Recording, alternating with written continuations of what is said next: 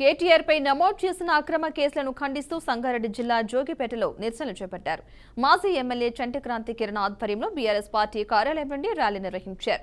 అనంతరం అంబేద్కర్ విగ్రహానికి వినతిపత్రం అందజేసినట్లు బీఆర్ఎస్ కార్యకర్తలు తెలిపారు. అలాగే రైతు భరోసా 15,000 ఇవ్వకుండా కాంగ్రెస్ పార్టీ మోసం చేసిందని మాజీ ఎమ్మెల్యే చంటి ఆగ్రహం వ్యక్తం చేశారు.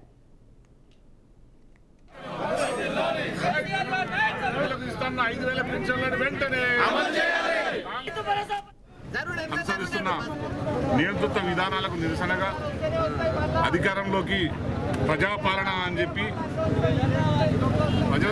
ప్రజలు ఏం కోరుకుంటున్నారో అదే పాలిస్తామని చెప్పి అధికారంలోకి వచ్చిర్రు కాంగ్రెస్ పార్టీ నుంచి రేవంత్ రెడ్డి గారు. రాజ్యాంగాన్ని అమలు చేస్తామని చెప్పి రాజ్యాంగ బుక్కును చేతిలో పట్టుకొని తిరిగిరు. ప్రతి ఇంటింటికి రాజ్యాంగ బుక్కును సరఫరా చేసారు.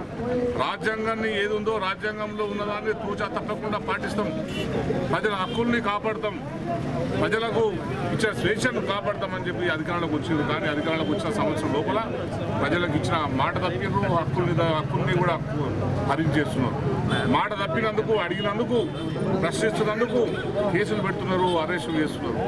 నియోజకవర్గంలో ప్రతి పోలీస్ స్టేషన్లో దాదాపు ప్రతి పోలీస్ స్టేషన్లో కూడా బీఆర్ఎస్ కార్యకర్త మీద ఒక్కొక్క పోలీస్ స్టేషన్లో 5 కేసులు ప్రతి పోలీస్ స్టేషన్లో ఈ సంవత్సర కాలంలో అక్రమ కేసులు నమోదైనాయి. కాంగ్రెస్ పార్టీ అనుసరిస్తున్న నియంత్రిత విధానాలకు నిరసనగా అధికారంలోకి ప్రజాపాలన అని చెప్పి ప్రజలు ఏం కోరుకుంటున్నారో అదే పాలిస్తామని చెప్పి అధికారంలోకి వచ్చిర్రు కాంగ్రెస్ పార్టీ నుంచి రేవంత్ రెడ్డి గారు.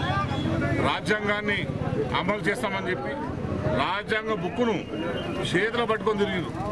ప్రతి ఇంటింటికి రాజ్యాంగ బుక్కును సరఫరా చేసారు.